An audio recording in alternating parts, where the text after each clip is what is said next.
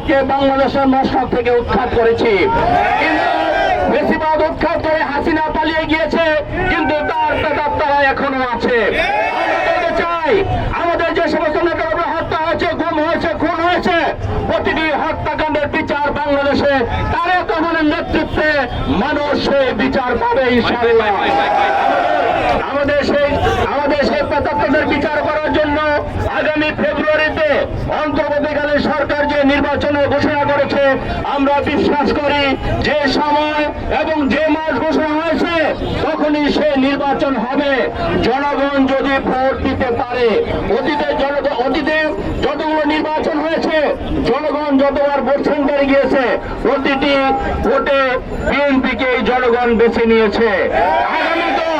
আগামী তো ইনশাল্লাহ জনগণ বিএনপিকে বেছে নেবে, কারণ জিয়া পরিবার, শহীদ রাষ্ট্রপতি জিয়াউর রহমান, রাষ্ট্রপতি বেগম খালেদা জিয়া, আমাদের প্রিয় নেতা জনাব তারেক রহমান তাদের জীবন বিলিয়ে দিয়ে গিয়েছেন এদেশের মানুষের জন্য, এদেশের জনগণের জন্য।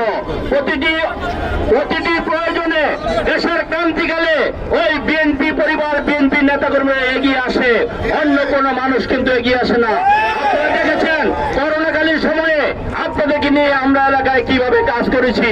যখন ডেঙ্গুর আবির্ভাব হয়েছে তারেক রহমানের নির্দেশে এই ডেঙ্গুর প্রতিরোধের জন্য আমরা কিভাবে কাজ করেছি। যখনই কোনো বন্যা, খরা, অতিবৃষ্টি, অনাবৃষ্টি অর্থাৎ প্রাকৃতিক প্রতিটি দুর্যোগে বিএনপি মানুষের পাশে ছিল, আছে এবং থাকবে ইনশাআল্লাহ। এই এলাকার উন্নয়ন, এই গত 17 বছরে এই এলাকার কোনো উন্নয়ন হয়নি।